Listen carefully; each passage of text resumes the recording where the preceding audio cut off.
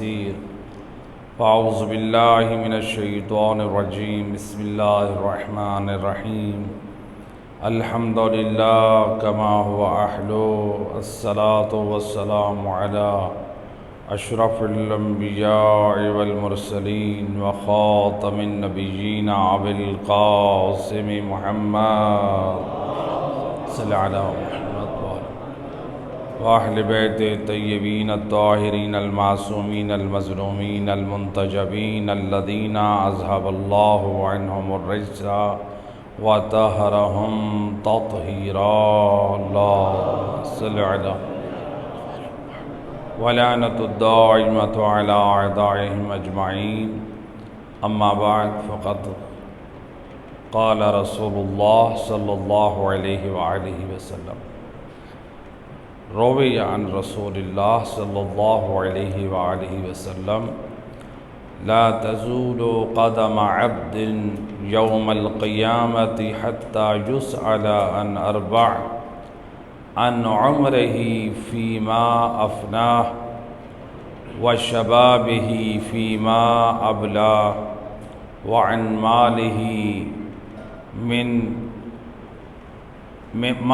من أين كسب وفيما أنفق وعن حبنا أهل البيت صلوات پڑھتے محمد رحمہ اللہ صلی اللہ علیہ سید الرسل کی یہ روایت تھوڑے سے الفاظ کے ساتھ مختلف علماء محدثین نے نقل کی ہے، بہت عمدہ اور بڑا عظیم پیغام رکھتی ہے۔ روایت میں آپ نے فرمایا میدان قیامت میں ہر شخص سے قدم قدم پہ 4 سوال ہوں۔ سید الرسل نے یعنی اس روایت میں فرمایا ہر شخص سے، اس میں یہ نہیں کہا کہ یہ غیروں سے یعنی میرا کلمہ نہیں پڑھنے والے ان سے سوال ہوگا، یا یہ میری امت میں سے جو امیر ہیں ان سے سوال ہوگا، یا یہ خاص صنف سے تعلق رکھنے والے ہیں، خاص قوم سے تعلق رکھنے والے ہیں۔ نہیں، فرمایا ہر انسان سے، جو بھی بندہ خدا ہے ہر ایک سے قدم قدم پہ 4 سوالات کے بارے میں 4 سوالوں کے بارے میں اسے یعنی سوال کیا جائے، 4 چیزوں کے بارے میں۔ پہلا جو سوال ہوگا انسان سے قدم با قدم، ہر شخص سے، چاہے وہ عالم ہو، چاہے وہ فقیہ ہو، چاہے وہ مومن ہو، چاہے وہ مالدار ہے، چاہے وہ غریب ہے، جو بھی ہے، چاہے وہ اپنے زمانے کا زاہد ہے یا اپنے زمانے کا فاسق ہے، ہر شخص سے سوال ہونا ہے۔ پہلا سوال عن عمرہ فیما افنا، انسان کی زندگی کے بارے میں سوال ہوگا کہ اے بندے، تو نے اپنی اس زندگی کو جو اللہ نے امانت دی ہے اس کو کن کاموں میں برباد کیا ہے، کہاں ان کو فنا کیا، چونکہ یہ زندگی اللہ کی ایک امانت ہے۔ تو یہ جو امانت دینے والا ہے اس کی منشا کے مطابق جب ہم اس زندگی کو گزاریں گے تو ہم امین کہلائیں گے، ورنہ اللہ کی عطا کردہ زندگی جو اللہ نے امانت ہمیں عطا کی ہے، اگر ہم اس کی منشا کے مطابق زندگی نہ گزاریں ہم بارگاہ الہی میں خائن ٹھہریں گے کہ ہمیں اللہ نے اتنی عظیم نعمت عطا کی کہ عدم سے وجود بخشا، اور ہم جو مقصد زندگی ہے اس کو ہم فوت کر رہے ہیں۔ تو زندگی کے بارے میں سوال ہوگا قدم بہ قدم، اور جو لوگ اپنی زندگی کے ہدف اور مقصد کو فراموش کیے ہوئے میدان قیامت میں مختلف مقامات پہ ان کے بارے میں یہ ذکر ہوا ہے۔ مثلا بعض لوگ یوں کہیں گے یا لیتنی کنت ترابا، کاش کہ میں خاک ہوتا، جتنی اپنے نامہ اعمال کو سیاہ دیکھیں گے، اپنی بدعمالیوں کو دیکھیں گے، اپنی بدعمالیوں کی وجہ سے اپنا انجام برا ہوتا دیکھ رہے ہوں گے تو وہ یہ کہیں گے کہ کاش ہم خاک ہوتے، یعنی آج ہم اب جو بدعمالیوں گمراہیوں کی وجہ سے جو ہمارے لیے عذاب اور ہمارے لیے سرزنش ہے اس سے ہم محفوظ رہتے۔ یا کبھی انسان یہ کہے گا یا ویلتی یا ویلتا، الفاظ مختلف ہیں، یا ویلتی، ہائے افسوس، لم اتخذہ فلانا خلیلا، ہائے افسوس، کاش میں اس فلاں بد نصیب کو، فلاں شخص کو اپنا دوست نہ بناتا کہ جس کی صحبت کی وجہ سے، جس کے ماحول کی وجہ سے میں نے اپنا دین، اپنا ایمان برباد کر دیا۔ یعنی انسان اس وقت افسوس کر رہا ہوگا، ہائے افسوس، کاش میں فلاں بد نصیب کو اپنا دوست نہ بناتا۔ یہ دنیا میں اختیار دیا اللہ نے ہمیں، اللہ نے عقل اور فہم ہمیں دی ہے، ہم اس عقل کے ذریعے سے یہ فیصلہ کریں کہ کون ہمارا دوست ہے، کون ہمارا خیر خواہ ہے۔ دوست ہمارا وہی ہو سکتا ہے جو عام طور پہ جو ہمیں مادی فائدہ پہنچائے، ہم سمجھتے ہیں یہ ہم سے محبت کرتا ہے، ہم سمجھتے ہیں یہ مادی فائدہ پہنچا رہا ہے، یہ ہمارا خیر خواہ ہے، ٹھیک ہے، وہ بھی آپ کا دوست ہے جو آپ کو مادی فائدہ پہنچا رہا ہے، جو آپ کی خیر اور بھلائی چاہ رہا ہے مادی طور پہ۔ مادی فائدہ کتنی دیر رہتا ہے؟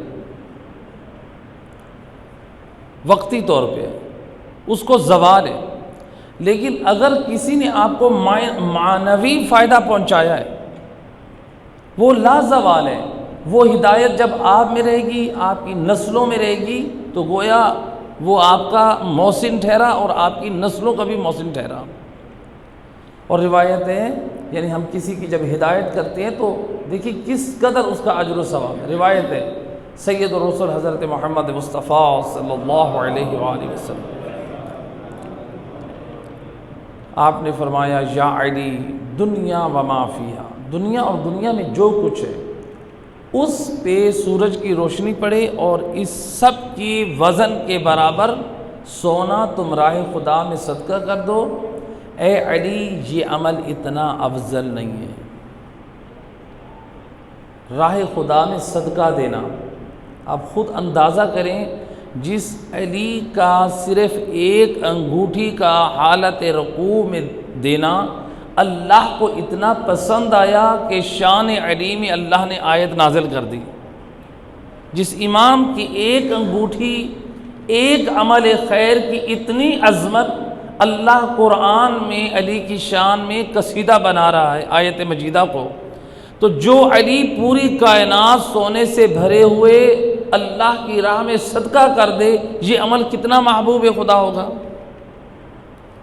ہوگا کہ نہیں ہوگا؟ لیکن سید الرسل کیا فرماتے ہیں؟ یا علی دنیا وما فیہا، جس پر سورج کی روشنی پڑے اس کے وزن کے برابر رائے خدا میں سونا صدقہ کرو، یہ عمل اتنا افضل نہیں ہے جتنا یہ افضل ہے تمہارے وجود سے ایک شخص ہدایت پا جائے۔ یعنی آپ لوگوں کو فائدہ پہنچائیں معنوی علم کی خیرات، تو جو آپ کو آل محمد کے مذہب کی طرف رہنمائی دے، تعلیمات آل محمد کی رہنمائی دے، سب سے بڑا دوست وہ ہے آپ کا، چونکہ وہ آپ کی صرف دنیا کی فکر نہیں کر رہا ہے، دنیا میں وہ چاہتا ہے آپ با کردار عزت دار بن جائیں اور آخرت میں آپ کامیاب مومن بن جائیں۔ آپ کا حقیقی دوست یہ ہے جو دنیا میں آپ کو عزت دار با کردار دیکھنا چاہتا ہے اور آخرت میں محمد وآل محمد کی نگاہ میں کامیاب اور سرخرو دیکھنا چاہتا ہے۔ تو لہٰذا زندگی کے بارے میں انسان سے سوال ہوگا کہ بتاؤ تو نے اپنی زندگی کو کہاں خرچ کیا۔ انسان دیکھے اللہ نے یہ زندگی دی ہے تو اس کی قدر کرے، ان کو انسان فضول کاموں میں صرف نہ کرے۔ ہم یہ پلان کرتے ہیں کہ مثلا میں نے یہ کرنا ہے، میں نے فلاں کام کرنا ہے، میں نے بچوں کو پڑھانا ہے، ان کا بزنس سیٹ کرنا ہے، میں نے ابھی بینک بیلنس بنانا ہے، میں نے گاڑی لینی ہے، میں نے اپنی فلاں چیز بنانی ہے۔ یہ دنیا میں ساری چیزیں تو ہم ساری اپنی ترتیبات میں اور اپنے ایک ترتیب دے رہے ہیں، اخروی اعتبار سے اپنی زندگی کے امور کو منظم کریں کہ اس طرح سے زندگی گزاریں کہ ابتدا سے انتہا تک ہماری زندگی پاک اور پاکیزہ رہے، ہماری زندگی میں خیر اور برکت اور بھلائی رہے۔ صلوات پڑھے محمد رحمۃ اللہ صلی اللہ علیہ وسلم۔ دوسرا سوال جو قدم قدم پہ ہوگا کون سا؟ وَشَبَابِهِ فِي مَا أَبْلَىٰ، جوانی کے بارے میں۔ بعض روایتوں میں ہے وَعَنْ جَسَدِهِ، اس کے جسم کے بارے میں سوال ہوگا، تو اس روایت میں ہے وَعَنْ شَبَابِهِ، اس کی جوانی کے بارے میں سوال ہوگا۔ بتاؤ تمہیں اللہ نے جو جوانی دی ہے اس جوانی سے تو نے کیا استفادہ کیا؟ اس جوانی سے شب زندہ دار بنے، اس جوانی میں روزے رکھے، اس جوانی میں حافظ قرآن قاری قرآن بنے، اس جوانی میں نصرت دین کی، اس جوانی میں تم نے خدمت خلق کی، یا پھر اس جوانی کو شراب اور نشہ آور چیزوں میں، یا اس جوانی کو تم نے زنا خانوں میں، یا اس جوانی کو تم نے جوا اور حرام کی محفلوں میں، یا اس جوانی کو تم نے صرف انجوائے کا نام دے دیا؟ سوال ہوگا قدم بقدم۔ روایت امام جعفر صادق علیہ السلام، اللہم صلی علی محمد۔ میدان قیامت میں جب کچھ لوگ آئیں گے، سوال کیا جائے گا، وہ اپنے اپنے عذر بیان کریں گے۔ حضرت امام فرماتے ہیں کہ خدا کی طرف سے اعلان ہو کہ بلاؤ بی بی مریم کو، حضرت مریم کو بلایا جائے گا۔ جو خواتین اپنی عصمت اور اپنی ناموس کو محفوظ نہ کر سکے اور اپنی ناموس اور عزت کا سودا کر بیٹھیں، اب یا اپنے شوہر کے حق میں خیانت کر بیٹھیں، یا اپنے باپ کی عزت و ناموس کو داغدار کر بیٹھیں، میدان قیامت میں وہ خواتین ان پہ حجت بنے گی۔ کون؟ بی بی مریم۔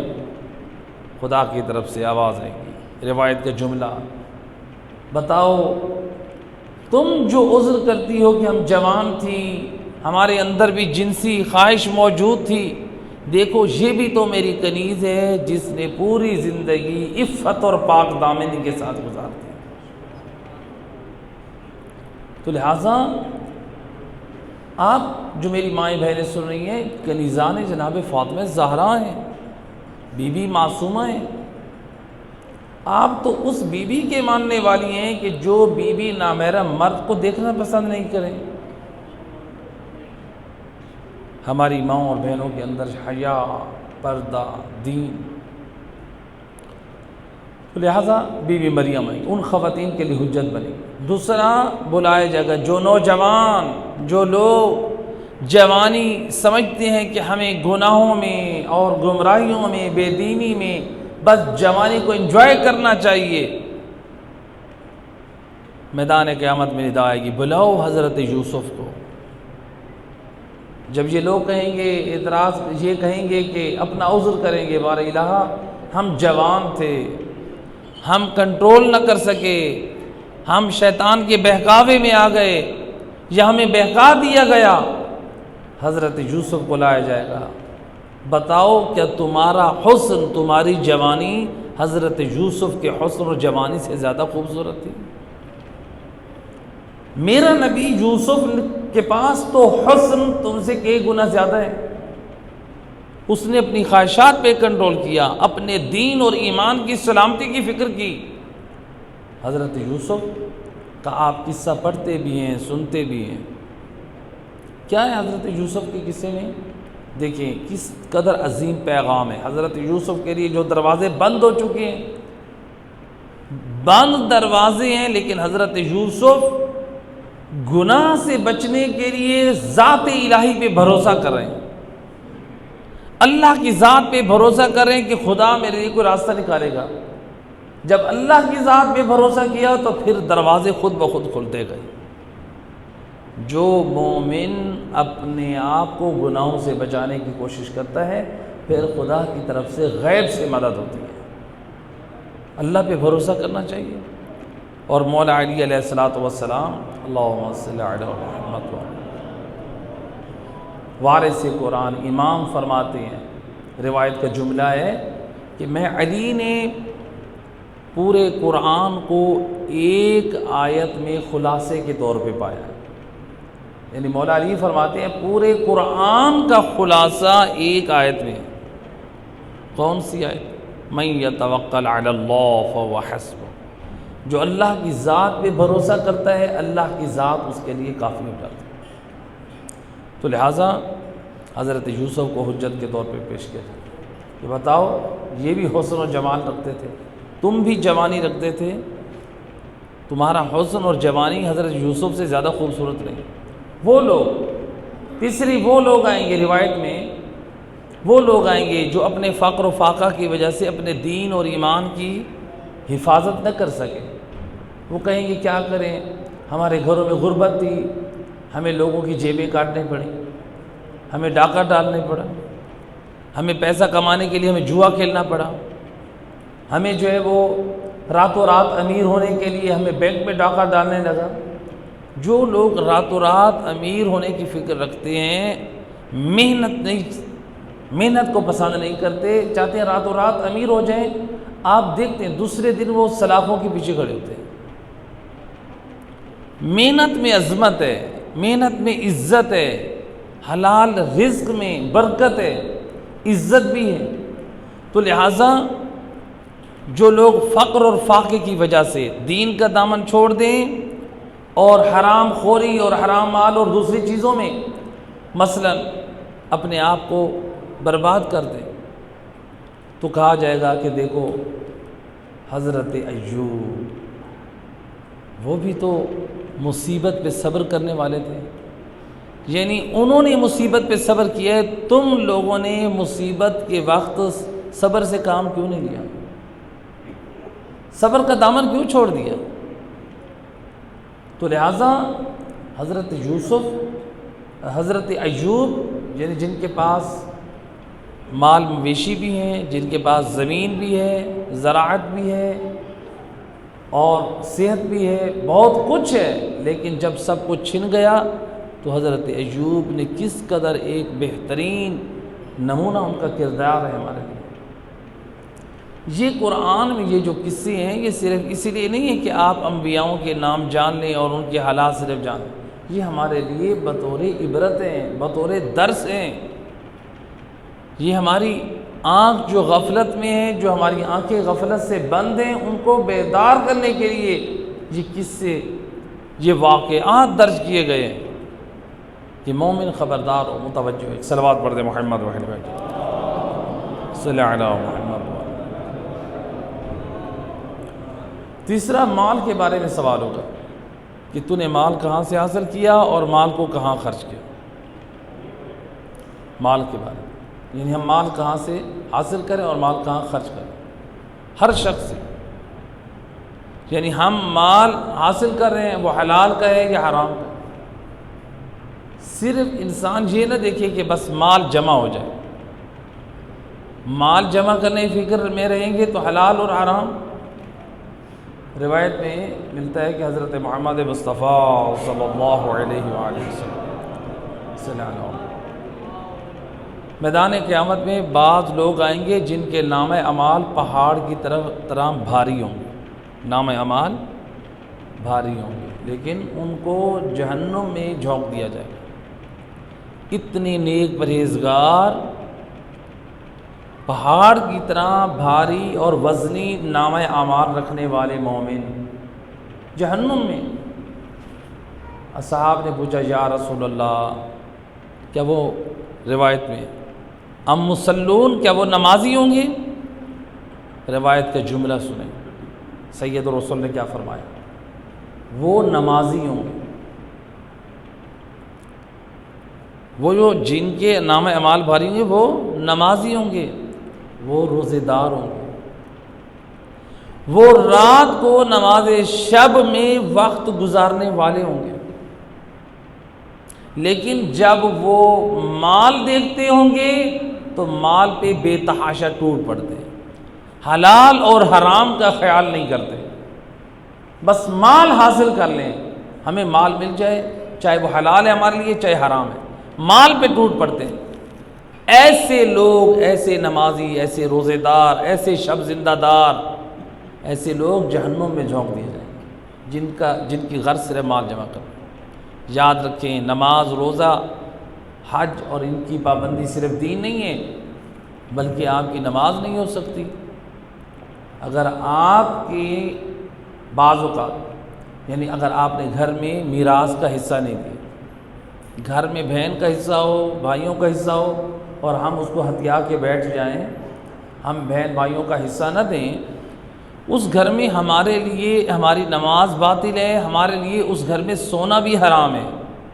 اس گھر میں تلاوت قرآن ہم سمجھ رہے ہیں عبادت کریں، وہ تلاوت قرآن خود ہمارے اوپر لعنت کر رہی ہے، کیونکہ قرآن ہمیں حکم دے رہا ہے میراث کا اور ہم قرآن کی مخالفت کر رہے ہیں۔ اس لیے تو کہا گیا روایت میں رب تعلی القرآن والقرآن یلعنہ، بعض قرآن پڑھنے والے ایسے ہیں جن کے اوپر قرآن لعنت کرتا ہے، قرآن پڑھ رہے ہیں قرآن پہ عمل نہیں کر رہے۔ تو لہٰذا اس چیز کی طرف بھی توجہ ہونی چاہیے کہ کہیں ایسا نہ ہو کہ ہم حلال اور صرف ہم مال جمع کرتے رہیں۔ دیکھیں، ہم مال جمع کریں کس کے لیے؟ اپنی اولاد کے لیے۔ اولاد یعنی غیر، ہمارا غیر ہے تو ہماری اولاد، اس کی دنیا کو آباد کرنے کے لیے ہم اپنی قبر کو اور اپنی آخرت کو برباد کر رہے ہیں۔ آپ تھوڑا دیں، تھوڑا جمع کریں اولاد کے لیے، لیکن حلال جمع کریں۔ اسلام منع نہیں کرتا ہے، لیکن کوشش کریں۔ بہن بھائیوں کا حق ہے وہ دیں، رشتہ داروں کی جو حقوق ہیں وہ ادا کریں، اللہ اور رسول کا جو حق ہے وہ ادا کریں۔ صلوات پڑھ دیں محمد صلی اللہ علیہ وسلم۔ کہاں سے مال حاصل کیا اور کہاں خرچ کیا ہے؟ خرچ کرنے کے بارے میں بھی سوال ہوگا، آپ کی شان ہے یا نہیں ہے؟ حتیٰ کہ فقہاء کا، آیت اللہ سستانی اور فقہاء کا فتویٰ ہے، اگر حرام چیزوں میں آپ مال خرچ کرتے ہیں اس کا خمس دینا آپ پہ واجب ہے۔ کیوں واجب ہے؟ لوگ سوال کرتے ہیں کہ قبلہ حرام چیزوں میں جو مال صرف کیا اس کے اوپر خمس کیوں واجب ہے؟ وہ اس لیے واجب ہے کہ چونکہ شریعت، دین اور اسلام یہ کہتا ہے کہ دیکھیں، جو خرچ آپ کے سال بھر کے معونت ہیں، سال بھر کے اخراجات ہیں، جو آپ کی شان اور ضرورت کے مطابق ہیں، ان کے اوپر خمس نہیں ہے۔ مثلا آپ سال کے دوران اپنے ضرورت کے کپڑے بنا رہے ہیں، جوتے بنا رہے ہیں، اپنے کھانے پینے کی اشیاء ہیں، ضرورت کے لیے آپ نے بائک لی، آپ نے موبائل لیا، گھر میں اے سی لگوایا، فریج رکھا، جو ضرورت کی ہیں، سال دوران سیلری سے سال دوران ضرورت کی چیزیں بنا لی ہیں، ان کے اوپر خمس نہیں ہے۔ لیکن اگر ہم سال کے دوران جو آمدنی ہے ہم اس کو حرام پہ صرف کرتے ہیں، خرچ کرتے ہیں، مثلا اگر تاش، کارڈ، اس کی ڈبی لے کر آ گئے، بچوں کے ساتھ مل کے کھیلیں گے، جوئے کے آلات میں سے اس کا خمس دینا واجب ہے۔ آپ اپنے مال میں سے شطرنج لے کر آ گئے، شطرنج کھیلیں، حرام ہے، اس کا شطرنج کھیلنا بھی حرام اور اس کو خمس دینا بھی، جو شطرنج کر جو رقم صرف کی اس کا خمس دینا بھی واجب ہے۔ یہ اسی طرح سے مثلا آپ نے، حتیٰ کہ بعض فقہاء نے کہا ہے کہ جو آتش بازی جو اسراف کے زمرے میں آتی ہے، جس سے عام طور پہ بعض لوگ ہوتے ہیں شب برات، یعنی امام زمانہ علیہ الصلوۃ والسلام کی ولادت باسعادت کی رات، اس رات کو ہم یہ سمجھ رہے ہیں کہ ہم خوشی اس طرح سے منائیں کہ ہم پٹاخے اور آتش بازی کریں۔ یہ ایک دشمن کی سازش تھی جس نے مسلمانوں کو اس طرف عبادت سے دور کرنے کے لیے ان چیزوں میں لگا دیا تھا۔ تو لہٰذا الحمدللہ ایک شعور آ چکا ہے، مزید بہتری کی ضرورت ہے۔ یعنی اگر ہم حرام پر صرف کریں، مال خرچ کریں، شراب میں خدا نخواستہ، زنا میں خدا نخواستہ، اور حرام کاموں میں، یا سینما ہالوں میں بیٹھ کے موویز دیکھنے کے لیے گئے، حرام فلمیں، یہ جو جتنا ہم پیسہ حرام کاموں میں خرچ کر رہے ہیں، اس مال پر خمس کیا ہے؟ واجب ہو جائے گا۔ لہذا یعنی حرام مال، حتیٰ کہ مثلا مثال کے طور پہ یعنی اگر کوئی ریزر استعمال کرتا ہے داڑھی شیو کرنے کے لیے، داڑھی شیو کرنا کیا ہے؟ حرام ہے۔ اب ریزر جو آپ استعمال کر رہے ہیں تو آپ حرام کام کے لیے خرید رہے ہیں، تو آپ اپنے پاک مال کو حرام کام کے لیے خرچ کریں۔ تو لہٰذا جتنے ریزر آپ نے خریدے ہیں اس میں حق کے بی بی فاطمہ زہرا آپ کی گردن پہ واجب ہے، یہ خبز دینا واجب ہے۔ تو لہٰذا مال کہاں سے حاصل کیا اور کہاں خرچ کیا؟ آخری نقطہ جو روایت میں عن حبنا اہل البیت، ایک صلوات پڑھتے محمد اللہم صلی علی محمد۔ ہم اہل بیت کی محبت کے بارے میں سوال ہوگا، یعنی اہل بیت کی محبت کے بارے میں بھی قدم بقدم پہ سوال ہوگا۔ اسی لیے قرآن کی آیت مجیدہ ہے واقفوہم انہم مسئولون، ان کو روکو، ابھی ان سے سوال کرنا ہے۔ یہ جو نمازی ہیں، روزے دار ہیں، یہ حاجی ہیں، یہ دین پر عمل کرنے والے ہیں، ان سے ابھی بہت ایک امر عظیم کا سوال ہوگا۔ پوچھا گیا امام جعفر صادق علیہ السلام، اللہم صلی علی محمد۔ اس آیت مجیدہ سے مراد کیا ہے؟ مختلف روایات ہیں، بعض میں ہے کہ ہم آل محمد کی ولایت، اور بعض میں ہے کہ ان ولایت امیر المومنین علی ابن ابی طالب، اللہم صلی علی محمد۔ تو لہٰذا میدان قیامت میں قدم بقدم امیر المومنین علی ابن ابی طالب کی ولایت و محبت اور ان کی اولاد کی ولایت و محبت کے بارے میں سوال کیا جائے گا کہ تم اس گھرانے سے محبت رکھتے تھے، مودت رکھتے تھے۔ جہاں محبت ہے اس محبت کے تقاضے ان کو بھی سامنے رکھنا ہے۔ ایک صلوات پڑھیں محمد وحری بیٹھ صلی اللہ علیہ وسلم۔ تو ان تقاضوں کو بھی سامنے رکھنا ہے، یعنی جہاں محبت کے بارے میں سوال ہوگا تو اس محبت کے تقاضے ہمارے اوپر کیا ہیں۔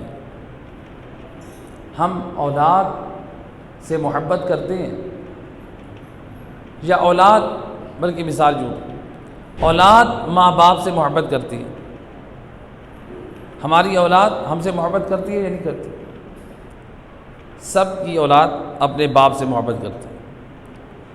اب کیا کوئی باپ راضی ہے میری اولاد جو اس سے محبت کرتی ہے وہ میری نافرمانی کرے؟ اس بات پہ قطعاً راضی نہیں ہے۔ تو لہٰذا وہ چاہتا ہے جو میری اولاد مجھ سے محبت کرتی ہے وہ میری تابعدار بھی ہو، میری فرما بردار بھی ہو۔ لیکن اگر وہ نافرمان ہے، یہ باپ جتنا بھی اولاد سے خود محبت کر رہا ہے، اگر وہ نافرمان ہے اس کی نافرمانی کی وجہ سے یہ اسے محبت نہیں کرے۔ مثلا ایک مثال سمجھانے کے لیے دیکھیں، ہم میں سے اکثر صاحب اولاد ہیں یا جو اولاد ہے وہ والدین والے ہیں۔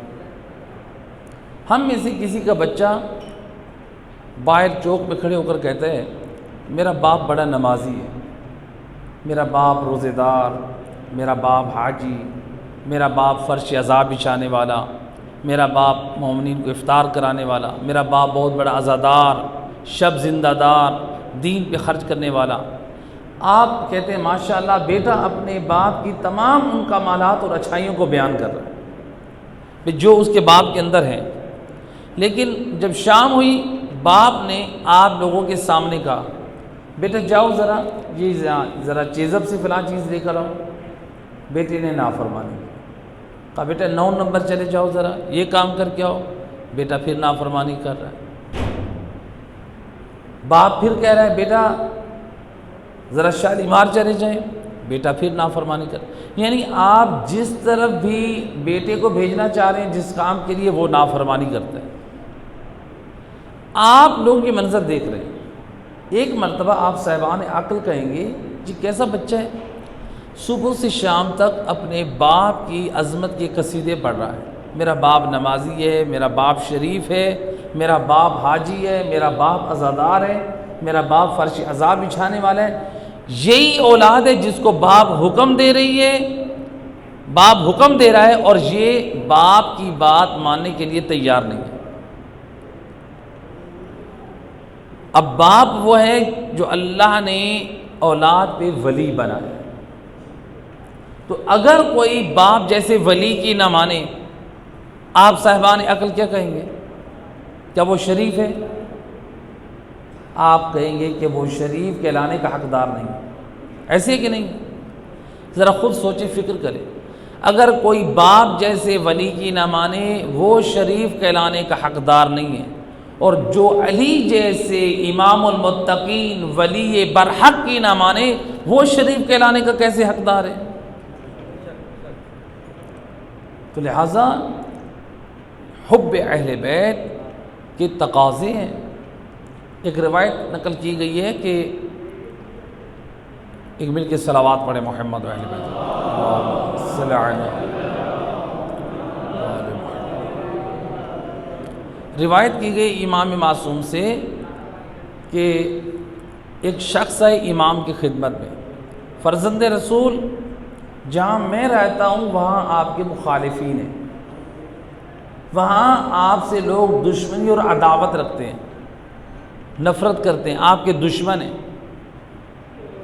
لیکن روایت میں کیا جملہ ہے امام علیہ السلام کی طرف سے؟ کہا کہ اس کا مطلب ہے تمہارا کردار پاک نہیں ہے۔ ذرا خود غور کریں، ہمیں امام کیا پیغام دینے اس روایت میں؟ وہ کہتے ہیں مولا جہاں میں رہتا ہوں وہاں آپ کے دشمن ہیں، ناسبی ہیں، آپ کو گالم گلوچ دیتے ہیں، آپ کو برا کہتے ہیں، اور امام کیا کہہ رہے ہیں؟ اس کا مطلب ہے تمہارا کردار پاک نہیں ہے۔ کیا مطلب؟ امام یہ سمجھانا چاہ رہے ہیں اگر تمہارا کردار پاک ہوتا تم ہماری پاک سیرت پہ چلتے، دنیا والے پھر ہم آل محمد پہ جسارت نہ کرتے، تمہاری بدعملی بد کرداری کو دیکھ کر وہ ہم آل محمد پہ جسارتیں کر رہے ہیں۔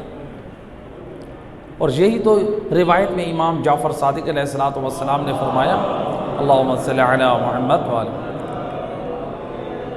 روایت میں فرمایا شیعتنا کونوا لنا زینا ولا تکونوا علینا شینا، اے ہمارے شیعو ہمارے لیے باعث زینت بنو، نیک اعمال انجام دے کر۔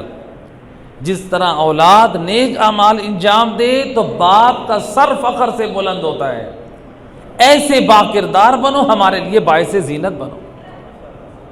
اپنی بدعمالیوں کی وجہ سے ہمارے لیے باعث ننگ و عار نہ بنو، ایسا نہ ہو بد عمل تم ہو اور دنیا والے کہیں دیکھو آل محمد کے شیعہ یہ تو بے نمازی ہیں، یہ تو روزہ خور ہیں، یہ تو بے دین ہیں۔ ہمارے ایک دوست ہیں لندن میں، پچھلے دنوں وہ چند مسائل بھی معلوم کر رہے تھے اور وہ ایک درد بیان کر رہے تھے، کہتے ہیں قبلہ میں اس اللہ کو گواہ بنا کے کہہ رہا ہوں 30 سے 35 نوجوان آل محمد کے گھرانے سے تعلق رکھنے والے 30 سے 35 نوجوان مذہب آل محمد کو چھوڑ کر غیروں کے دروازے پہ جا بیٹھے ہیں۔ ریزن کیا ہے؟ وہاں پر جو دوسرے مذاہب والے کام کر رہے، کہا کہ مذہب آل محمد میں تمہارے شیعوں کے گھروں میں تو قرآن نہیں، شیعوں کا تعلق نماز سے نہیں، شیعوں کا تعلق روزے سے نہیں، شیعوں کا تعلق جو ہے دین سے نہیں ہے، دیکھو تمہارے باپ دادا تم شراب خانوں میں ہو، تم تو یہ ڈانس اور ان چیزوں میں مصروف ہو۔ کہا کہ اولاد نے یہی دیکھا، واقعاً ہمارے گھروں میں نماز نہیں ہے، ہمارے گھروں میں نہ حجاب ہے، نہ نماز ہے، نہ دین کی پابندی ہے، اور وہ بہکانے والے سچ کہہ رہے ہیں۔ اگر یہ والدین اپنی اولاد کی صحیح تربیت کرتے، ان کو قرآن اور محمد و آل محمد کی پاک سیرت کی تعلیم دیتے، وہ اولاد گمراہ ہو کے مذہب آل محمد کو چھوڑ کے غیروں کے دروازے پہ نہ جاتی۔ یہ میدان قیامت میں ہم سے سوال ہوگا، اگر میرے اور آپ کے کسی عمل سے کوئی شخص مذہب آل محمد کو چھوڑ کر غیروں کے دروازے پہ چلا جائے، اس کا مطلب ہے ہم اپنے عمل سے دنیا کو آل محمد کی عداوت اور دشمنی کی دعوت دے رہے ہیں۔ ہر ایک سے سوال ہوگا، میری اور آپ کی شرعی ذمہ داری ہے۔ تو لہٰذا سید الرسل نے خبردار کیا ہے کہ اے مومن غفلت کی زندگی نہ گزار، میدان قیامت میں ان 4 چیزوں کے سوال کے جواب کے جو ہے وہ تجھ سے ہونا ہے۔ پروردگار سے دعائے کریم مہربان اللہ دین مبین پہ ہم سب کو عمل کی توفیق عطا فرما۔